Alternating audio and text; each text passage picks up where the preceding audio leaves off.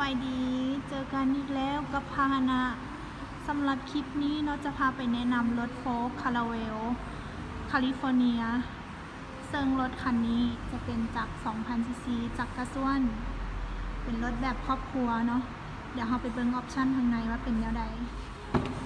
เปิดประตูมาเลยเริ่มจากพวงมาลัยกันเลยเนาะพวงมาลัยจะเป็นมัลติฟังก์ชันสามารถคอนโทรลได้ที่พวงมาลัยเลยตัวนี้จะเป็นเน็กเพลงได้เนาะตัวนี้เน็ก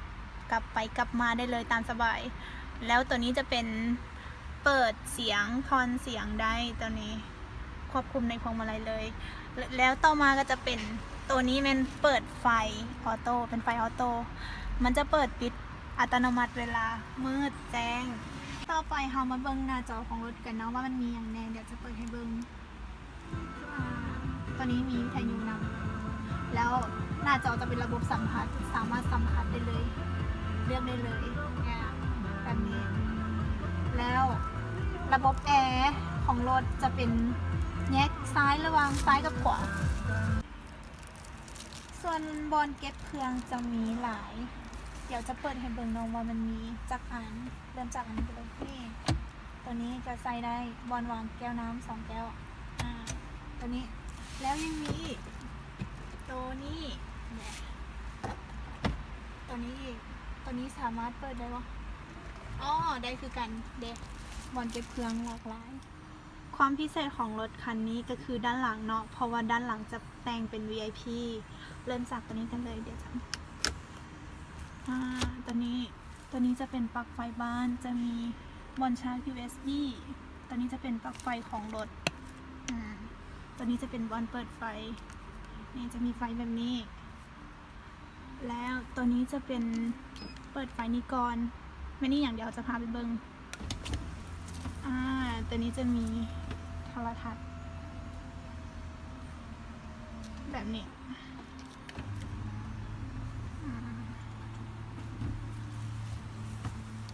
สำหรับตัวนี้มันอย่างเขาไปเบิงกันเลยตัวนี้จะเป็นแวนรถสามารถเอาขึ้นได้แบบนี้สำหรับเครื่องเสียงเราจะมีทั้งด้านหน้าแล้วก็ด้านหลังนำเดี๋ยวจะเปิดให้เบิงวิธีเปิดให้กดค้างไว้นิดนึงจะมีเครื่องเสียงของเขาจะมีวิทยุแล้วก็มีบลูทูธมี DVD มี USB แล้วก็มีสายเสียบจาก USB เนาะ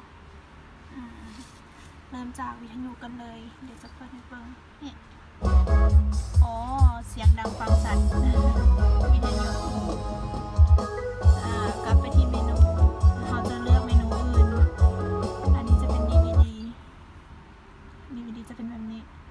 เดี๋ยวถ่ายมันโหลดก่อนเนาะ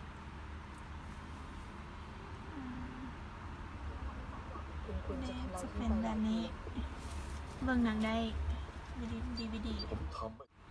DVD ของเฮามันสามารถออกจอใหญ่ได้เนาะก็คือแบบนี้เดี๋ยวกดเล่นให้เบิ่งหน้าจอคมสัตว์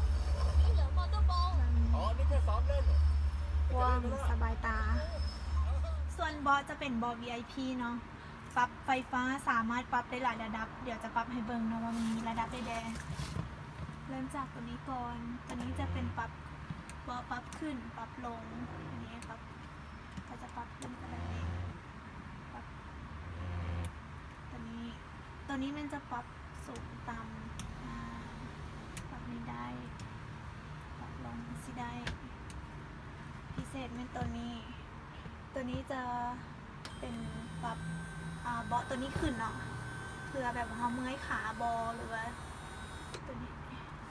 ปรับลงก็จะแล้วตัวนี้จะแมนมาเบิ่งกันนะตัวนี้มันเนี่ยตัวนี้จะมีอันนี้ออกมาแบบนี้เพื่อวางขาได้เนาะพิเศษของบอก็คือมันจะมีบอลชาร์จ USB 2 บอเลยมีทุกบอเลยเป็นแบบนี้นี่ชาร์จได้2 หัวบอลวางแขนของเบาะเนาะจะมีความพิเศษอีกอย่างหนึ่งก็คืออย่างเดี๋ยวเราไปเบิ่งเนาะเดี๋ยวเอาให้เบิ่งเลย นี่จะเป็นโต๊ะอเนกประสงค์สามารถวางได้หลายอย่างเนาะจะวางอาหารก็ได้หรือว่าจะเฮ็ดเวียกก็ได้เนาะวางได้หลายอย่างเลยสำหรับตัวนี้ปีนไปมาได้สะดวกสบายอันนี้คือเก็บไว้คือเก่า อย่างที่บอกเนาะว่ารถคันนี้นอกจากจะนั่งได้แล้วเนาะยังสามารถที่จะนอนได้เดี๋ยวไปเบิ่งว่ามันนอนหันบอลนอนหันอยู่ใส่เนาะเบิ่งกันเลยบอลนอนจะอยู่นี่วิธีเปิดเอาบอลนอนขึ้นเนาะอันดับแรกเราจะเอาฝาตัวนี้ดันนิ้วเข้าไปเพราะว่าตัวนี้เราไขปะไว้แล้วเนาะอันดับสองก็คือเราจะมาปลดล็อกของตัวนี้ปลดดึงตัวนี้ออกไปเนี่ยไปเลยล็อกตัวนี้ปกติมันจะหนีบอยู่แบบนี้เขาจะไขขึ้นมาแบบนี้แล้วก็นิ้วขึ้นไปมันก็สามารถเปิดได้เลยเวลาเปิดหลังคาขึ้นจะเป็นแบบนี้เนาะเดี๋ยวเราเบิ่งทางในมันทางในจะเป็นแบบนี้กว้างบนนอนสามารถนอนได้2 คนเลยแบบนี้กว้างนี่คือหลังคาที่บอกว่าเป็นบอนนอนเนาะจะมี6 ห้างประมาณนี้เดี๋ยวเราจะพาไปเบิ่งความพิเศษของรถคันนี้เนาะคือมันจะพิเศษตรงที่ว่ามีม่านบังแดดเนาะสำหรับไว้ปิกนิกหรือว่าไว้พักผ่อนก็ได้แต่วิธีเปิดให้จังไหนเดี๋ยวจะเปิดให้เบิ่งเนาะเอาตัวนี้จุดเข้าไปนี่แล้วกันง่ายๆเนาะผู้หญิงก็สามารถเปิดได้มันจะเป็นแบบนี้หมุนออกมาเลยเห็นปะหมุนแล้วมันจะออกมาเลยสะดวกสบายตัวนี้เป็นแบบนี้เนาะสามารถหมุนออกมาได้จนพอเขาหมุนออกมาจนสุดแล้วเนาะมันจะเป็นแบบนี้แล้วรถคันนี้นะมันจะมีของแถมให้อีกอย่างหนึ่งก็คืออีกอย่างค่ะไปเบิ่งกันเลยตัวนี้เนาะเดี๋ยวจะเปิดดูว่ามันคืออย่าง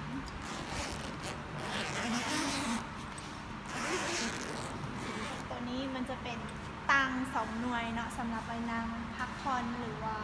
ผ่อนคลายก็ได้จะมีตังให้2 หน่วยเลย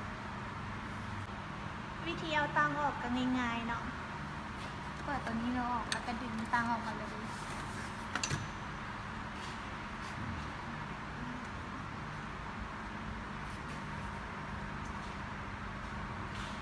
ให้ตัง2 หน่วย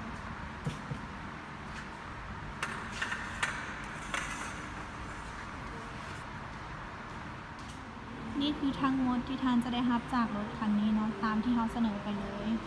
ถ้าท่านใดสนใจเข้ามาติดต่อที่โชว์รูมพาหนะของเราได้ออกรถกับพาหนะเฮามื้อนี้เนาะแถมฟรีน้ำมัน1 ปีแถมยังรับประกันเครื่องจักรกับเกียร์อีกและของแถมอีกหลายๆอย่างเนาะสนใจเข้าไปกดติดตามเพจ Facebook หรือว่าช่องทาง YouTube ของพาหนะเด้อสำหรับคลิปนี้ขอจบไปเพียงเท่านี้บ๊ายบาย